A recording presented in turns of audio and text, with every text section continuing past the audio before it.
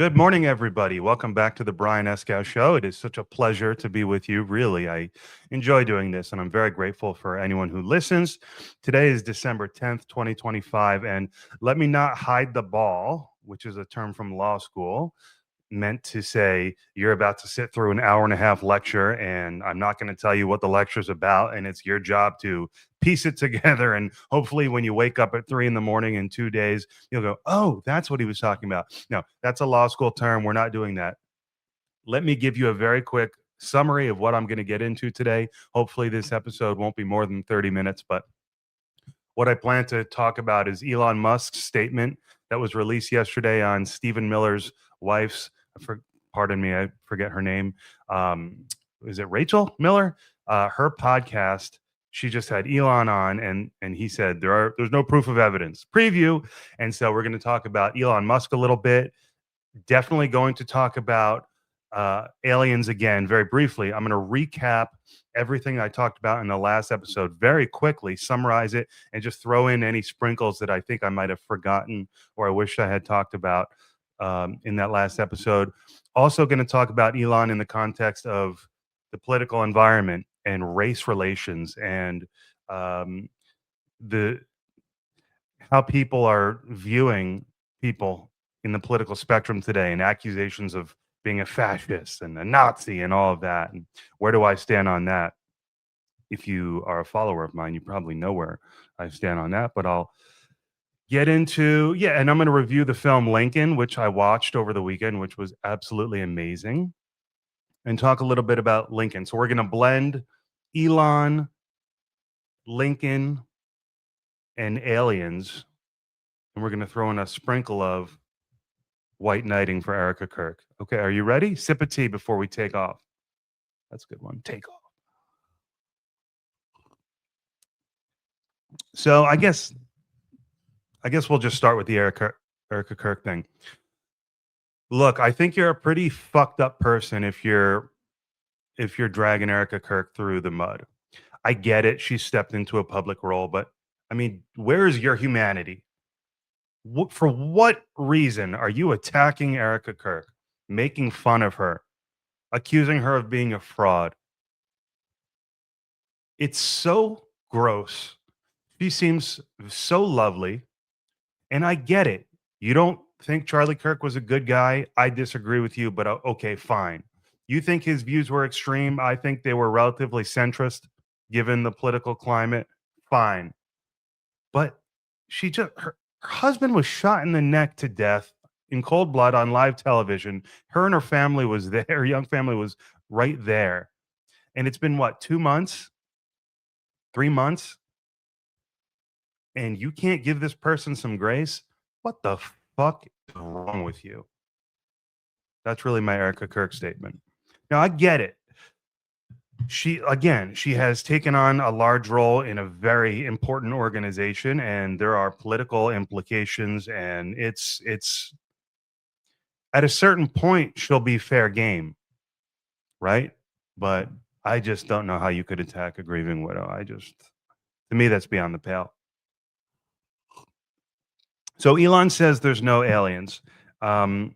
Yeah, and Joe Rogan has recently said, I love Elon. He's my boy, but he's a sly dog. And so, yes, Elon said, look, I've seen no evidence that it's aliens. I've talked to my team at SpaceX. Guys, am I missing anything? No, sir, you're not. And so he posits that the UFOs that we see are likely advanced weapons programs, which you would have to think there are definitely advanced weapons programs. Excuse me, the tea is calling me this morning. So, like I said last week, there are many theories as to what the UAPs, as they're called now, not UFOs, what these unidentified flying objects, unidentified aerial phenomenon are. And very quickly, to summarize last week's episode, we have the extraterrestrial hypothesis, you have the ultra-terrestrial hypothesis, you have interdimensional beings, time travelers. Let's just stick with those for now. And let's just say in the extraterrestrial hypothesis, you have guys like Dr. Stephen Greer who have been at this forever and say, look, and a lot of these people say, look, The ETs have probably been interacting with humanity forever, for millennia, but there has definitely been a noticeable uptick since we dropped the bomb in, when did we drop the bomb? Oh, geez. Would that have been 40? Geez, that's ugly. Now I have to pause the video and find out. Okay, 1945. Close enough for rock and roll, but I should probably know my history a little better. But according to the ET hypothesis, they've been here forever, most likely, but there's definitely been an uptick since we dropped the bomb. And so they're noticing something, they're concerned about something. And the Stephen Greer side of the equation says they're all benevolent, they're all peaceful. You don't get to that level of civilization without destroying yourself unless you've evolved into a peaceful civilization. And they're here to help us, they're here to guide us. And actually, it's the CIA, the black budget secret programs that are the humans that are the bad guys, and they're trying to protect us from ourselves. And we've been shooting down UAPs. That's what we did at Roswell. We've found a way to use radar, reverse lasers, or something and shoot them down and detect them and reverse engineer.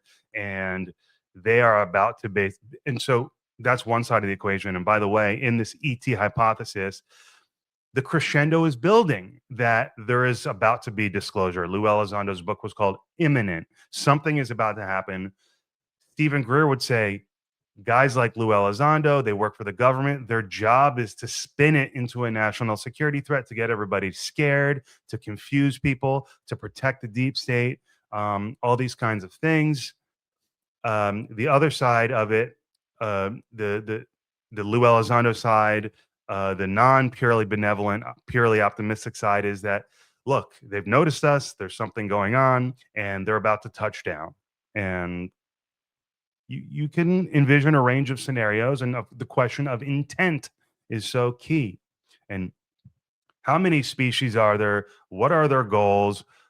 Is there a galactic federation like so many people say there are? All these kinds of things. But I wanted you to know that there are these different. Last week I said, look, there's all these scenarios within the ET hypothesis. But there you go. I've given you two names, Greer and Elizondo, and let's see how this dynamic evolves. But there are people who definitely say, look, you've got Congressman Tim Burchett saying there's underground alien bases, and they never clarify, and they don't clarify in the movie Age of Disclosure that just came out. Are they extraterrestrial? Are they ultra terrestrial hidden earth civilizations? Are they interdimensional? Is the sky, is the deep ocean a portal, some sort of thin zone where you can go in and out of the parallel dimensions and where these things are operating out of? So all these different theories. You have Representative Anna Paulina Luna going on Joe Rogan saying, if you want to understand this phenomenon, read the Book of Enoch.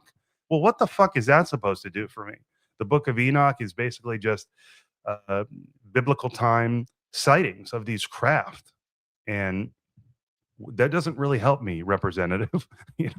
What are they? We all want to know. Elon doesn't think there's any evidence that anything's here. But does Elon have reasons to be on the DL about all of that? Probably. Probably. So what are they? Ultra terrestrial, like I said, meaning they're just embedded somewhere in the earth and they're so advanced that they've gone low profile, and they're kind of getting ready to test us and say, all right, you guys are coming up in your game here. Let's see if you're worthy of continuing to advance. And in that scenario as well, what's the intent? Are there multiple species? Do we have something to be worried about? Is it all unicorns and rainbows? These are frightening possibilities. But Elon says no. And the big question here, regardless of whatever theory you believe, if you believe that there's something going on that's not purely secret human technology, and psyops that go along with that, such as introducing all this crazy information. It's spiritual, it's consciousness based, your mind isn't safe. Is all of that junk meant to throw you off the scent of the trail of what the deep state is doing with secret human technology? Or is there some sort of real phenomenon going on? And if there is, does consciousness have something to do with it? This is what you hear from Stephen Greer. This is what you hear from the ultra terrestrial people. Stephen Greer, by the way, is extraterrestrial as far as I know. He refers to them as aliens, but it's possible he's just using the term aliens to explain something that is alien to us, such as an ultra terrestrial hidden advanced Earth species. So who the fuck knows? Just trying to give you a peek into this very bizarre world of conspiracy theories. But again, it's crescendoing and hitting the mainstream. That was my point of the last episode. I was never into these conspiracy theories. I was not chronically online until recently. Now I am, and I've seen them, and maybe I've fallen victim to them, and we can, you know, I'm hoping that's the case.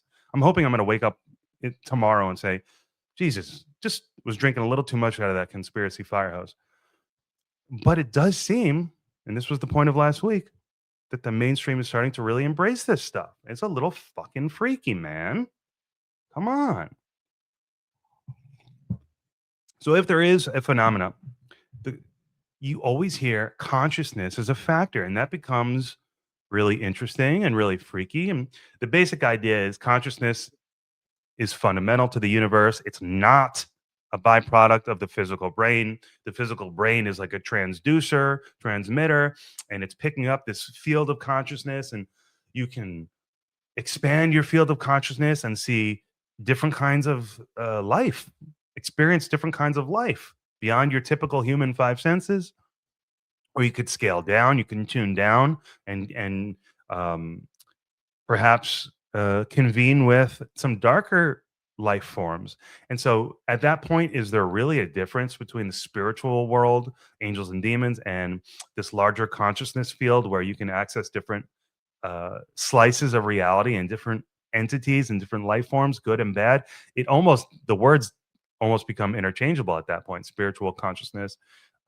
But this is the idea that to be human is not what you've been led to be in this materialistic, atheistic century. And this is why Tucker Carlson always says, for millennia, all humans thought that there was something beyond this physical world. And only since basically 1945 have we stopped believing that. And so that becomes very, as I said, interesting but freaky, because you then go, well, geez, all these people that you've seen making videos online and all these esoteric texts that talk about the soul and negative forces trying to influence, positive forces trying to influence, but you've got to decide. That becomes very bizarre and hard to entertain. And people do say on the internet, the reality about disclosure is so reality shattering that's why they're not disclosing, because it would literally, they call it ontological shock. It would turn our worlds upside down to the point where everyone would lose their minds and basically kill themselves or something, you know? But is consciousness a factor? They talk about the craft being psionically controlled, and you have government programs of psychics who remote view and control the craft. And so, does consciousness have a role in this equation? Is this phenomena real? Does consciousness have a role? And if it does, well, holy shit. Think about those implications. So I don't know that I have a hope that one thing is real. I hope we're not doomed. I hope we're safe in our minds, right? I mean, that's about as far as I can say. So, yeah, man, I never thought I would be going down this rabbit hole, but going online to promote my podcast, which was originally called Searching for Political Identity and still is a search for truth and a search for meaning and purpose for me and understanding, you start swimming in these very weird algorithms and you go, well, geez, there's so much weird information out there. And it's old information. It's like decades old and centuries old with the texts. And you go, man, people have been thinking about this kind of stuff for a very long time. And that's what makes me go, geez, it's not like a CIA psyop, because this kind of stuff has been discussed forever. On the other hand, as I said earlier, could it be that the CIA or other organizations are flooding the zone with misinformation to get you thinking that there's some dark, dark truth, that you're not safe and that you shouldn't think about it, and just put it under the rug and don't worry about the secret technology that could wipe out the oil industry overnight and bring mass um, deliver energy needs to the entire humanity for free. Don't think about that. Focus on the crazy, scary stuff. That's possible. That's very possible. Um, but you know, only people who are really deep into this shit will get this reference. But I'll do it anyway. There's a video of some guy, probably from the 70s or 80s, and who knows what show he's on. It's like he's on a talk show almost, but he's like some interesting esoteric guy, and he's got this maybe Russian accent, maybe Jewish. I don't know what it. Probably not Jewish, Eastern European accent. And the interviewer is saying to him, well, actually, he asks the interview, so where do you find the most intelligent, most spiritually advanced people in society? And the interviewer goes, oh, well, scientists or philosophers in academia. And the guy goes, no, you find these people in the insane asylum. And his point was the most advanced, enlightened people are the people we think are crazy and we think are schizophrenic. We throw them in a padded cell because they're seeing things that we don't see.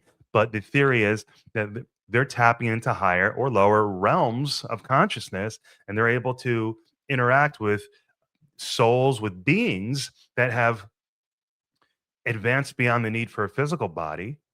And so now we're talking about light bodies, rainbow bodies, Tibetan Book of the Dead, right? I mean, all these spiritual, ancient concepts. You go, well, shit, is there something to this? Is there more to life than the physical?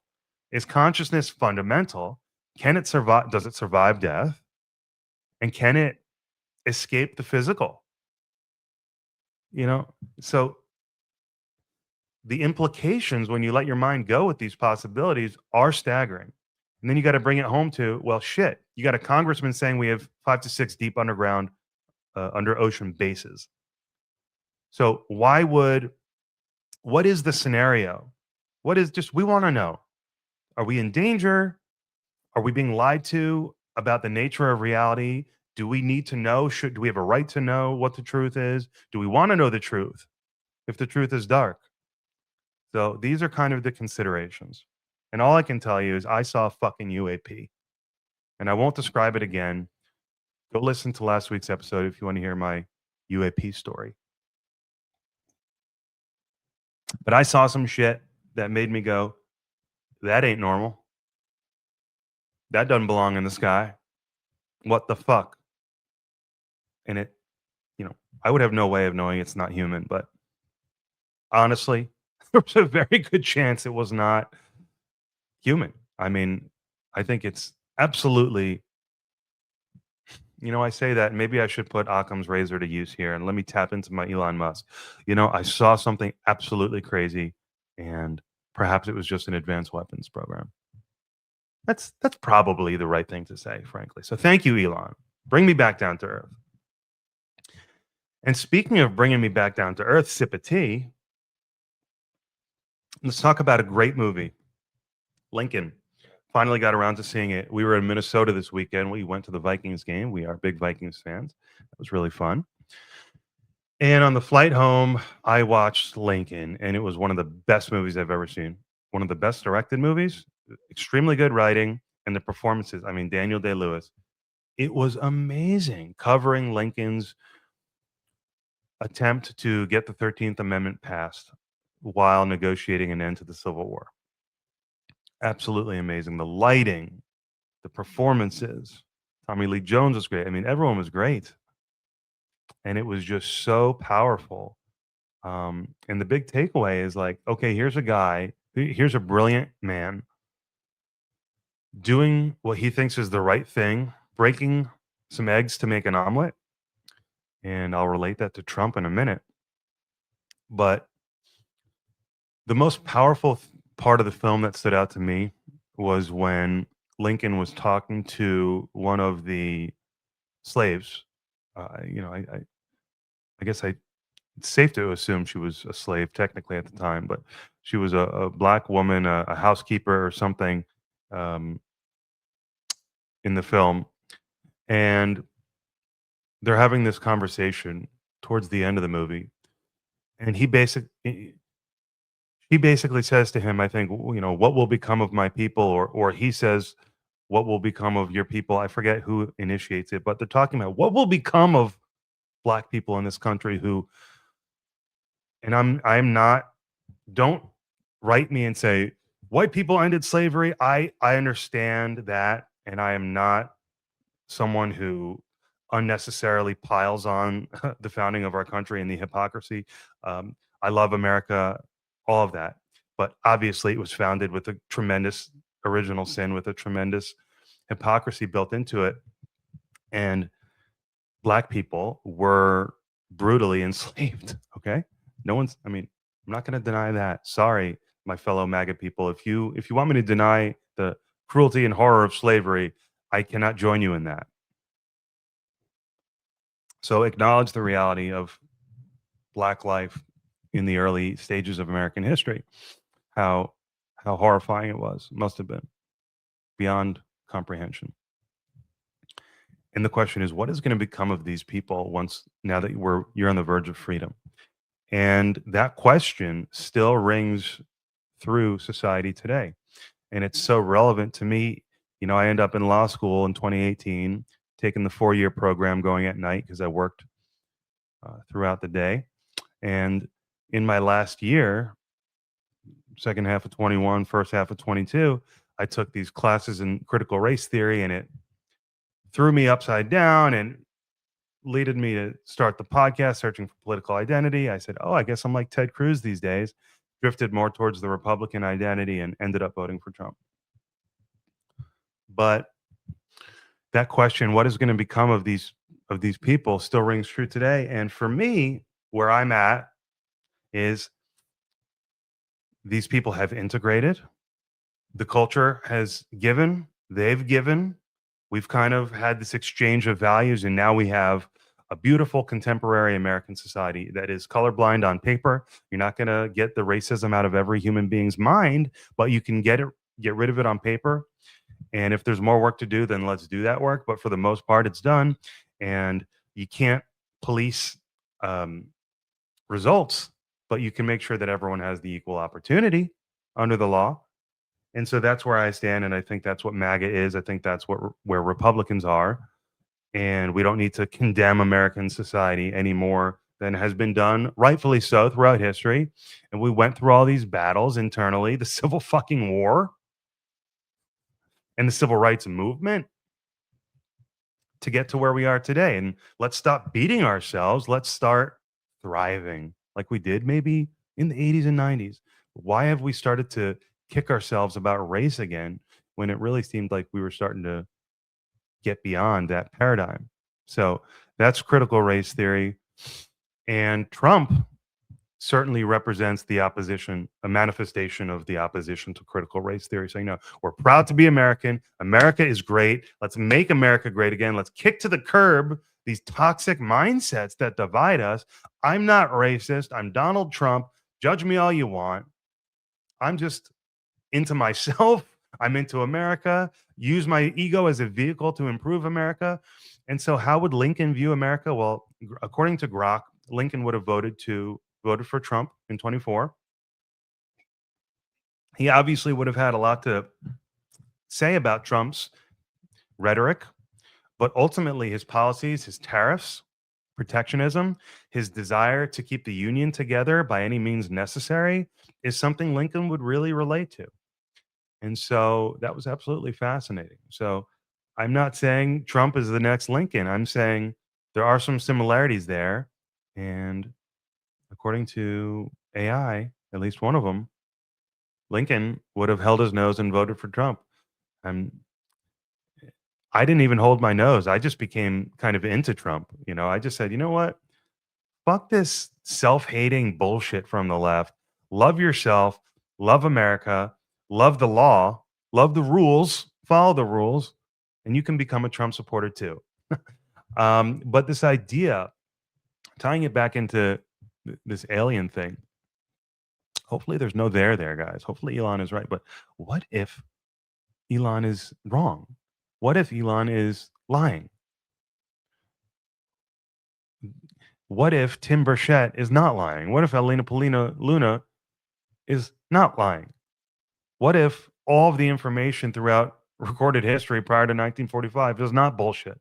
What if there is something much greater to reality than we understand, and we're about to have some sort of reckoning with it? It's very crazy. But to tie it back to that, I was thinking about this after the credits rolled in Lincoln. To this concept of being America first. Well, first of all, Lincoln understood the importance of nations, and why do nations matter? Why does American sovereignty matter? Because the point of a nation is to disperse power, is to keep control relatively local. And so this is an argument in defense of nationhood. This is to say, look, John Lennon, your song Imagine was lovely, but it's not realistic. We don't want to have one world government where resources are controlled. And by the way, maybe we do. Maybe that is the ultimate end game where we're so technologically advanced and everything is provided for, and it's just fair and it's and free, and you can maintain your freedom. Maybe, but maybe it's more appropriate to think, you know what, nations are good because they keep the control broken up, and the more you break up control, the more local power the people have, and that's good. But what if, like Ronald Reagan said in one of those speeches that you all know about, what if we had an alien threat, and would that unite humanity?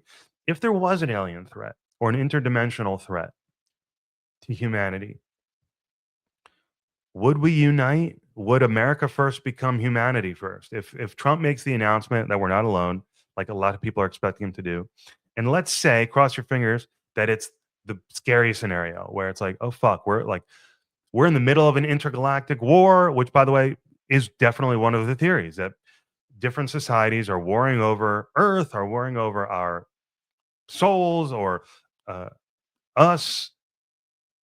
Let me put a pin and just circle back to one thing and say some of the theories say, if you buy into this idea that consciousness is a field and we're tapping into it and all of that, that there are these entities, and some of them feed on our psychic energy, and it's all crazy shit. And that's why some of the most spiritual people throughout various religions around the world try to really just remove the emotions from their life. They meditate, they take it all, they tone it all down because they don't want to feed whatever is farming us.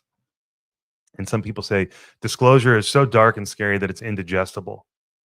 And one analogy I heard was, well, if you told a cow that people grow it are raising it on a farm, and its existence is totally managed, and eventually it gets slaughtered and harvested, would the cow be able to digest that, or would it just be like, no, fuck, right?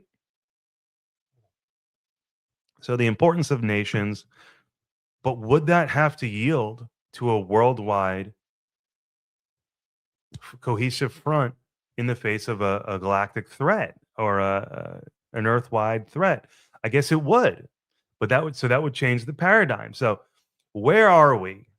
Is this stuff real? Is it all kosher? And it's all about, hey, we got to find a way to work together. We don't have to join a one world government, but the Galactic Federation is real, and we're about to go to the stars. One of the conspiracies, sorry to jump around, is that there's this program called 20 and Back, where humans are already space traveling, and they go 20 years, they serve on some other planet with other humans and other non-human intelligences, and they come back. So who's to know? There's all this information out there. So much of it has to be misinformation. So who's telling the truth? Elon, or Lou Elizondo, or Stephen Greer, or the mystics? I don't know. I don't know. Have I tapped out here? Am I done? Let me see. Check my little bullet points. Yeah, I think I've hit it all. Be nice to each other. Don't be a scumbag to Erika Kirk or Usha Vance. They don't deserve this shit. Again, yes, Erika Kirk stepped into the role as CEO of Turning Point, but just don't understand people who attack her. I really don't. So is Elon Musk a fascist? Well, I don't think so. Because I got the up close and personal view of the toxic leftist ideology that is critical race theory. And if I want to be really fair to critical race theory and really, um, if I want to play devil's advocate, I could say, look, Lincoln started the process of freeing the slaves. The abolitionists started the process of freeing the slaves, but we still haven't yet reached social, spiritual, philosophical fairness in this country. And yeah, we have the Civil Rights Act on paper, but more needs to be done to bring these people into the fold. I just that's not I just see black conservatives. I go, that makes sense to me. The black conservative view.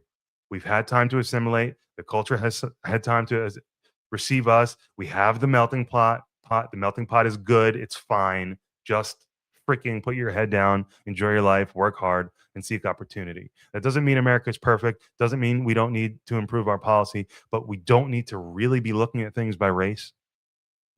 It's kind of the argument.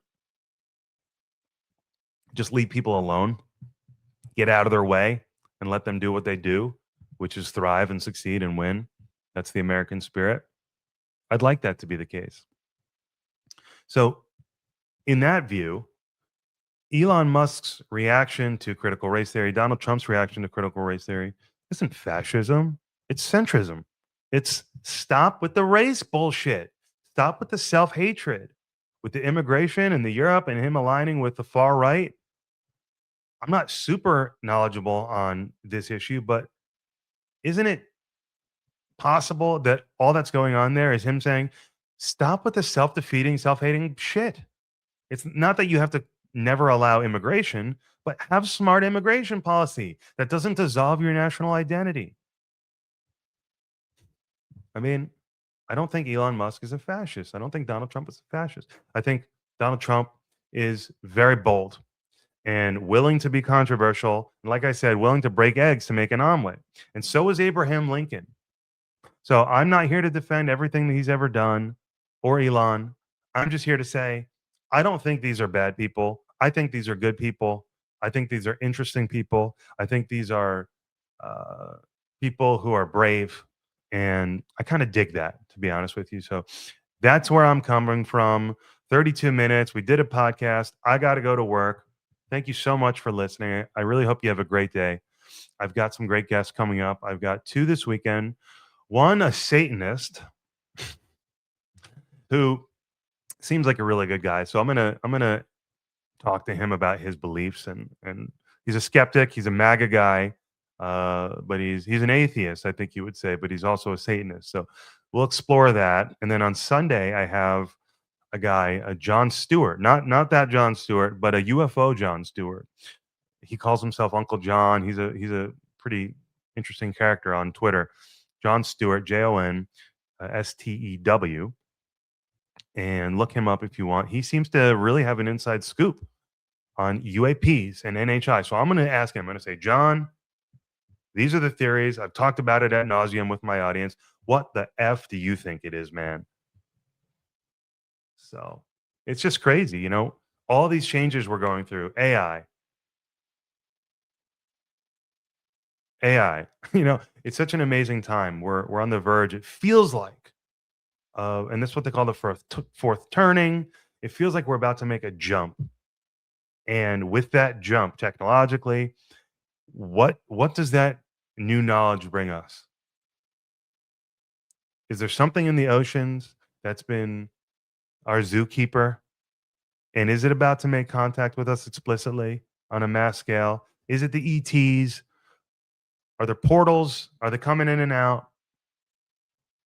Are the worlds blending? Is the veil thinning between parallel dimensions? Is it what is the bullshit? Help me strain the bullshit from the real.